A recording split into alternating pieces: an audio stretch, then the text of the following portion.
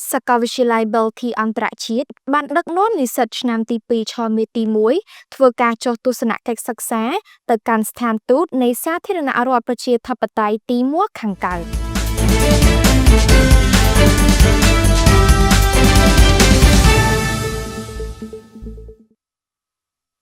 Sakavishilai Belti Antrachit, Bandak non is such Namti Peach Homiti Mui, Mokpim Havishilai, Tomyat Tumno Antrachit. ធ្វើការចោះទស្សនកិច្ចសិក្សាទៅកាន់ស្ថានទូតនៃសាធារណរដ្ឋប្រជាធិបតេយ្យទីម័រខាងកើត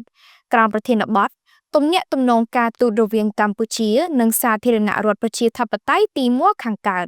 ដែលមានកិត្តិយសទទួលបានការស្វាគមន៍ពីឯកឧត្តម Marcos Doris da Costa ឯកអគ្គរដ្ឋទូតនៃស្ថានទូតសាធារណរដ្ឋប្រជាធិបតេយ្យទីម័រខាងកើត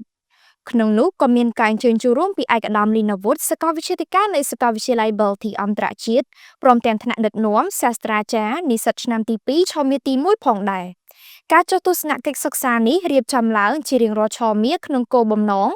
ដើម្បីឲ្យនិស្សិតទទួលបាននូវបទពិសោធន៍ថ្មីៗអំពីការងារក្នុងវិស័យការទូតនិងកិច្ចសហប្រតិបត្តិការផ្នែកអភិវឌ្ឍន៍ព្រមទាំងរបៀបដែលប្រទេសទីម័រខាងកើតសហការជាមួយប្រទេសកម្ពុជាក្នុងវិស័យទំនាក់ទំនងអន្តរជាតិការអប់រំការអភិវឌ្ឍពាណិជ្ជកម្មនិងការវិនិយោគក៏ដូចជាបានផ្ដល់ឱកាសជូនដល់និស្សិតសិក្សាស្វែងយល់ទាំងទ្រឹស្ដីស្របនឹងការអនុវត្តជាក់ស្ដែងព្រមទាំងទទួលបានចំណេះដឹងបទពិសោធន៍និងយល់ពីការងារមួយចំនួនបន្ថែមទៀតផងដែរ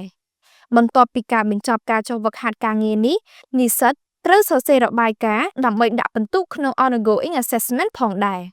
ដោយនាងខ្ញុំហងពុតបរមីផ្សាយចេញពី Belti IU News សូមអរគុណសូមជម្រាបលា